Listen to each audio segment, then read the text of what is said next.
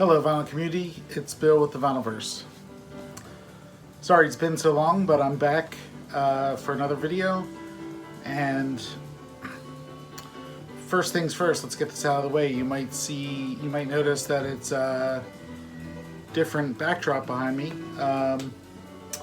Did some rearranging, and coming down the road I'll do a room tour, but did some rearranging, have kind of a new setup here, and it's working out great. So exciting things for me with the rearranging. But yeah, it's been several weeks, maybe even a month since I've done a video, and sorry about that. It's just been too challenging to sit down and make a video, but long overdue that I wanted to do this video. I got a Grail in the mail a while back. Finally sitting here, want to show it, plus 3 other big finds for me that I am very excited about to have picked up, and I want to share them with you all. But before I do that, I wanted to give a special shout out to Michael P. Dawson. He sent me his new CD, Turtled Out of Heaven. So Michael Dawson, great vinyl community member, terrific guy, really interesting and wonderful taste in music. He's a musician, obviously. He's put out a good handful of albums at this point, and he's been very generous with me, and he sent his latest from this year, Turtled Out of Heaven. It says an electronic music composition, and I've really enjoyed all of Michael's work, but this one, focusing on electronics and synthesizers and stuff like that, I very much enjoyed. I thought it was really, really interesting. Not much in the form of melody, but being electronic, it just works so well. And Michael does great stereo effects, left and right channels, and I would love to listen to this with headphones. I haven't done that yet. I don't have a set of headphones for the stereo. But thank you, Michael. Well done on this. I really, really enjoy this. It's hard to choose a favorite, but of yours. But this is so unique and interesting, and I really, really love it. From the first time I played it, fantastic stuff. So here are the instruments played on this by Michael. A lot of Moog, keyboards. Yeah, really, really wonderful. Interesting all around. Even at one point it gets pretty aggressive, or I don't know if abrasive is the right term, but the first time I listened to it, my son was in the room and he was actually getting a kick out of it. But then one part, it gets, like I was just saying, pretty abrasive and aggressive, and he chased him out of the room. But yeah, terrific stuff, Michael. I really appreciate you passing this along to me. Thoroughly enjoyed this one, so thank you very much. Okay, so I said that I got a Grail in the mail. So this is one of my biggest wants for many, many years. So I got it a couple months ago, and I'm thrilled to show that I finally have a copy of Guru Guru's Kangaroo album. This is their 3rd release from 1972. It's their 3rd album. Came out in 1972. There's the gatefold.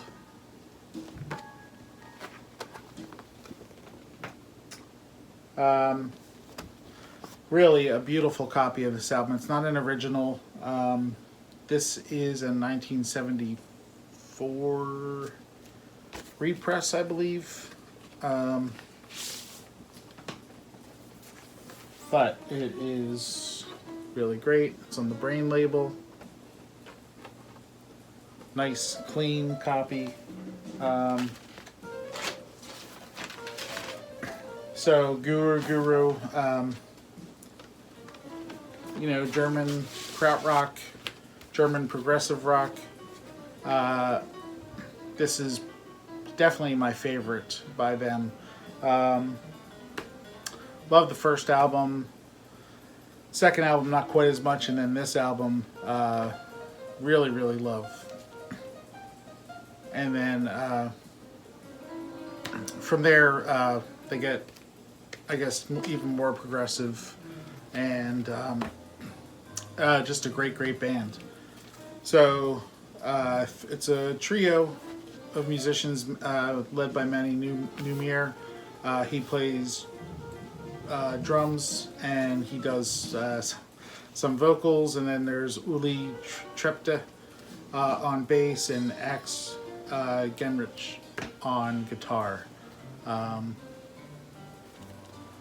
Fantastic album. Spacey, progressive, jammy, really, really wonderful. One of my top albums in that genre. Love this one. And it is definitely hard, very hard to come by this album.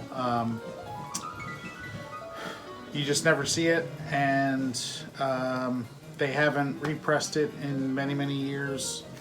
It could use a reissue, but so happy to have this copy now.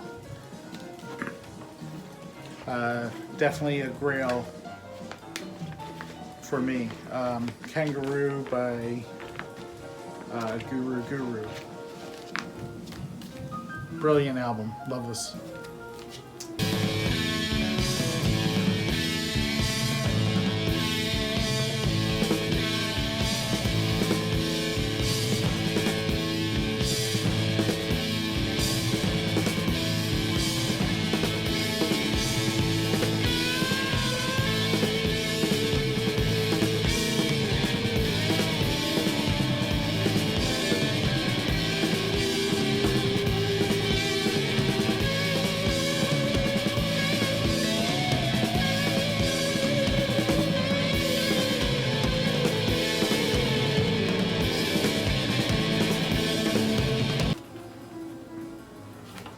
Okay, and next, so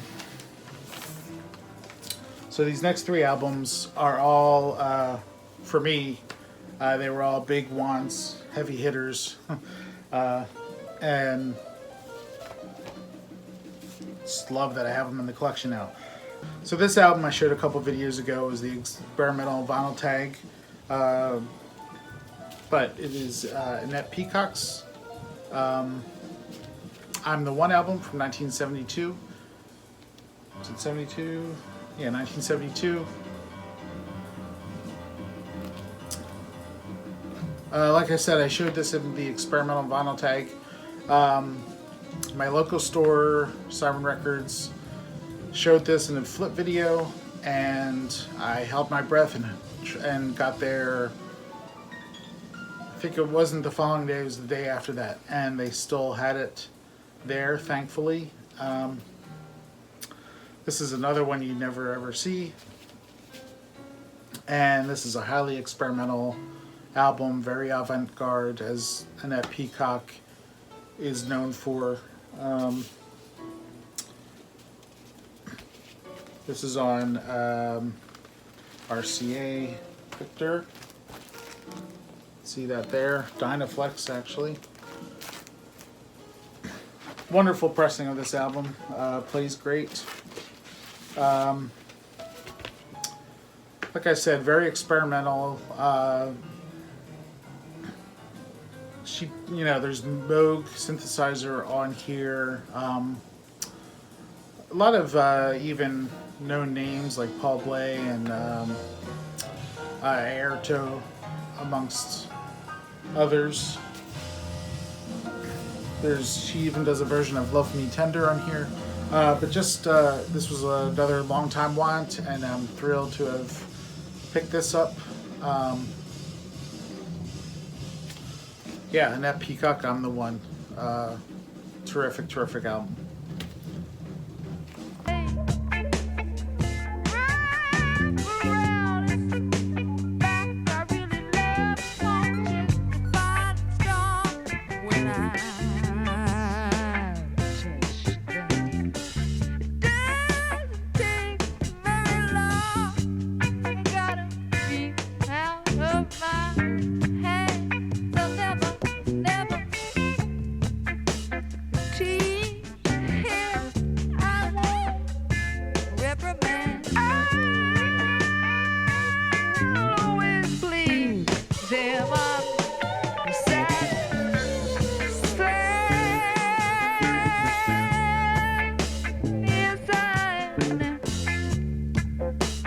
Next, another long time want that I've finally been able to pick up and add to the collection, and that is Kraftwerk's third album, Rolf and Florian. This is on Vertigo. It's on the Vertigo Spaceship label, which I'll show in a minute. So Kraftwerk put out two albums prior to this. Those are very experimental. And this one is kind of like the transition album between that highly experimental stuff through what they later became known for with albums like Audubon and Trans Europe Express. Thrilled to have this album. Really, really, really, really great. Here is the Vertigo Spaceship label, like I mentioned. Another album that's hard to come by, but I finally was able to order this copy and get a reasonable deal for it, and I love it. So Kraftwerk, Rolf and Florian. So what this was came out in 1973, and this actually is a 1975 pressing of this album. So Kraftwerk, Rolf and Florian.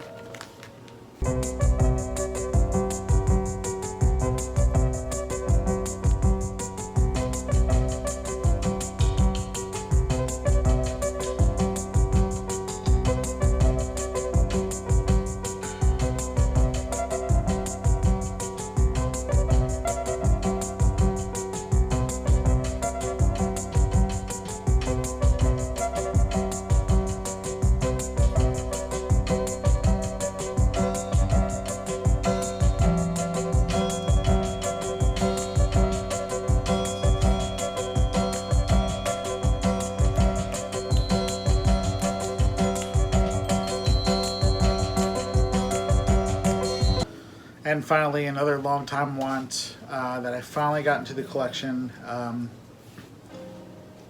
Just a tremendous album. In the Pursuit of Blackness by Joe Henderson. This is on Milestone. Really, really, really wonderful album. Recorded in two sessions, one from 1970 and one from 1971. So on side 2 of this album is the 1970 session, September 25th and 26th at the Lighthouse Cafe in Hermosa Beach, California. And you have Joe Henderson on tenor sax, Woody Shaw on trumpet, George Cables on electric piano, Ron McClure on bass, Lenny White on drums, and Tony Waters on conga drums on one track.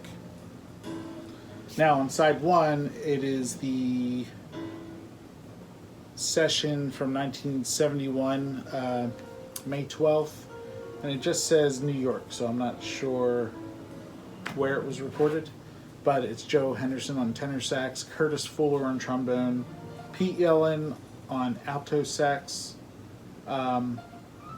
and he also plays flute and bass clarinet. George Cable's on electric piano. Stanley Clark, noted on here, is Stan Clark on bass, and Lenny White on drums. So, such a great album.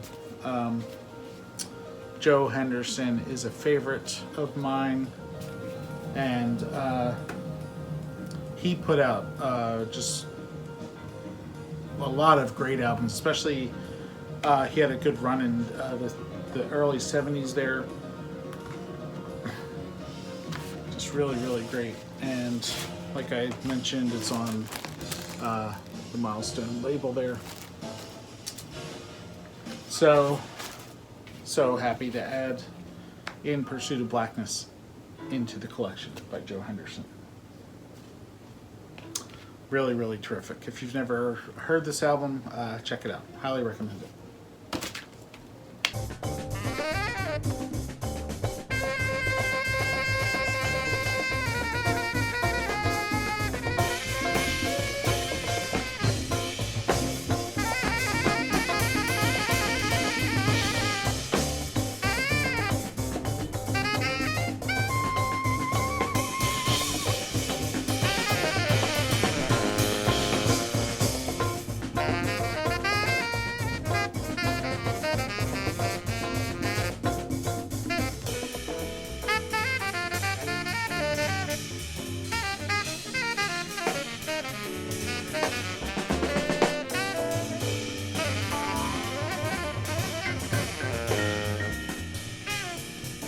That is it for me. Thanks for checking out these albums that I've picked up and I'm so thrilled to have in the collection. Like I said, Room is rearranged. Room tour will be coming down the road. So yeah, I also have several other videos that I'd like to get out.